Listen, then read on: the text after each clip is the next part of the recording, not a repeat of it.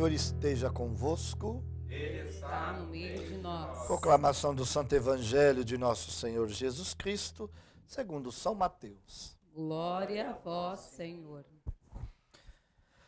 Naquele tempo, os discípulos de João aproximaram-se de Jesus e perguntaram: por que razão nós e os fariseus praticam jejuns, mas os teus discípulos não? Disse-lhe Jesus: por acaso os amigos do noivo podem estar de luto enquanto o noivo está com eles? Dias virão em que o noivo será tirado do meio deles, então sim, eles jejuarão. Ninguém coloca remendo de pano novo em roupa velha, porque o remendo repuxa a roupa e o rasgão fica maior ainda.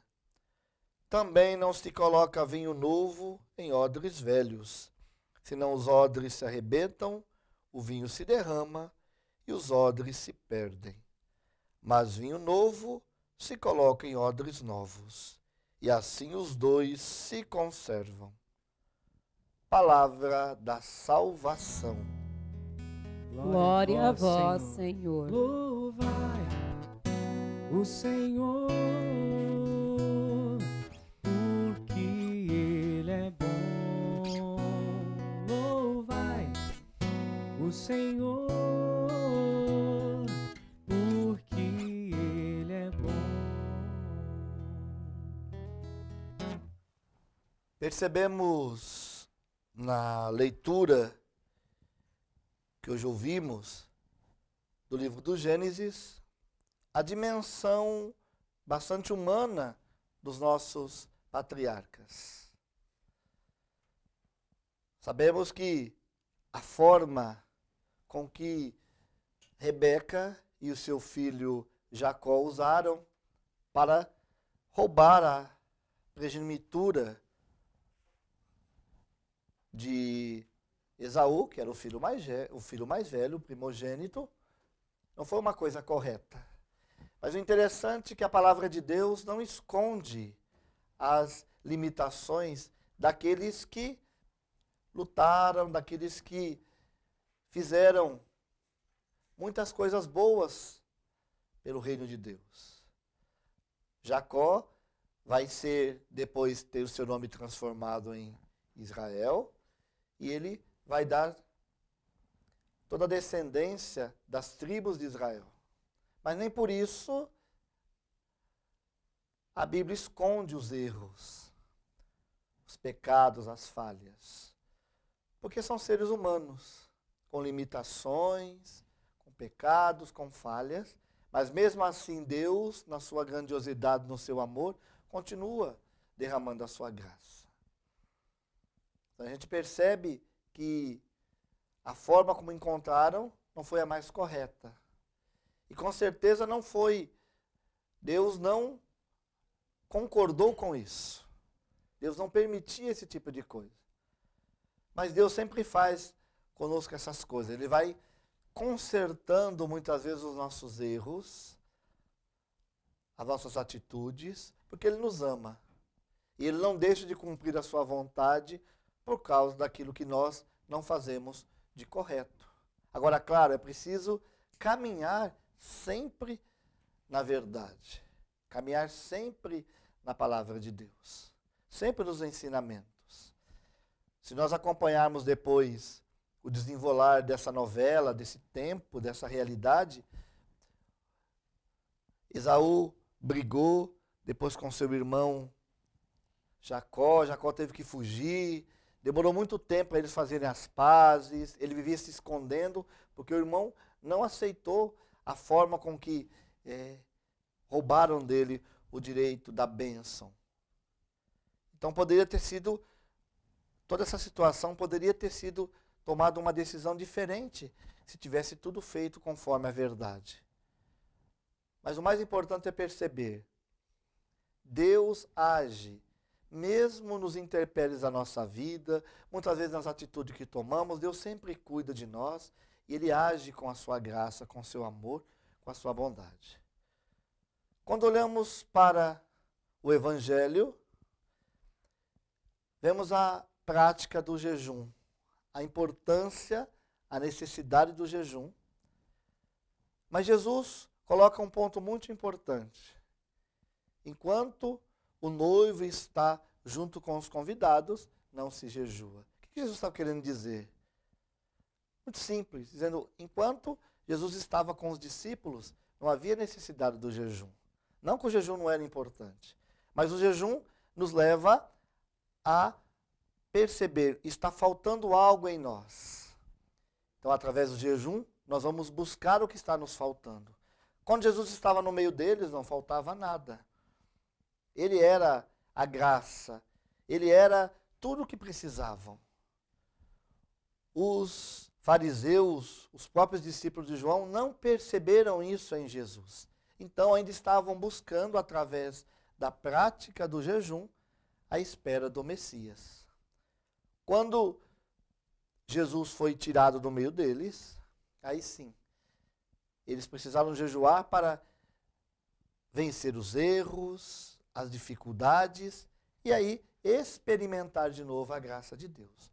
O jejum tem essa missão. Fazer com que muito daquilo que é velho em nós, aquilo que muitas vezes não nos deixam perceber a graça de Deus, não nos deixam chegar perto de Deus, os nossos erros, os nossos apegos. Então o jejum nos ajuda a livrar dessas questões e todas as situações do homem velho para chegarmos no homem novo, na novidade, como é o vinho novo. Deus é sempre uma novidade. Deus sempre tem algo novo para nos mostrar, algo novo para nos ensinar. Mas é preciso que a gente assuma isso, essa novidade na nossa vida. Muitas vezes nós nos apegamos às coisas antigas, não na dimensão da história, da beleza, de muito daquilo que é antigo, mas quando Jesus fala das coisas velhas, daquilo que não nos ajudam a caminhar. Ficamos presos a realidades antigas que nos massacram, que nos corroem, e a gente não deixa a novidade chegar. Então o Senhor quer que, através da prática do jejum, a gente possa experimentar o novo na nossa vida. Hoje também, a liturgia da igreja nos ajuda, através do testemunho de Santa Maria Gorete. Ela nasceu em 1890. Percebemos bem uma jovem de 12 anos, uma adolescente, com uma realidade da santidade, do respeito à sua sexualidade, que é um exemplo para nós hoje, onde vivemos uma sociedade que corrompe muitos dos nossos adolescentes, através da mídia, muitas vezes através de músicas, de filmes, de tantas coisas. E essa jovenzinha, essa adolescente, se guardou. Ela foi assassinada por um jovem da mesma casa onde ela vivia, porque ela era de uma família muito pobre, uma família grande. A sua mãe ficou viúva, ela saiu de uma região da Itália e foi para uma outra perto da cidade de Roma. E lá sua mãe contraiu um outro casamento. E nesse outro casamento havia 2 filhos. O viúvo tinha 2 filhos. E aí, essa Maria Gorete que cuidava dos irmãos mais novos. E esse jovem, de nome Alexandre, por várias vezes tentou contra a virgindade de Maria Gorete. Mas ela todo o tempo dizia não. Ela dizia, isso é pecado e eu não vou fazer.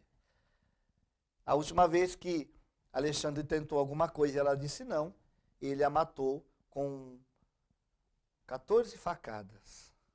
E mesmo na hora da morte, ela respondeu para sua mãe quando perguntando, dizendo, eu o perdoo e espero vê-lo também no céu.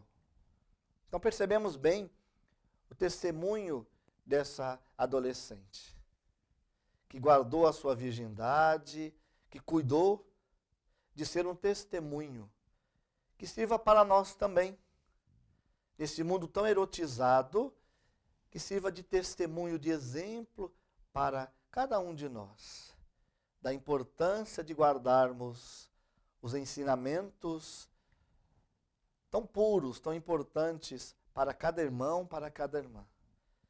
Para que isso também sirva de exemplo para os nossos jovens, que a santidade é possível, mesmo numa tenra idade. A santidade não é somente para aqueles que já estão numa caminhada maior na igreja. A santidade começa desde pequeno. 12 anos, Maria Gorete, um testemunho de santidade para cada um de nós. Que o Senhor nos ajude com esta graça neste dia. Louvado seja nosso Senhor Jesus Cristo.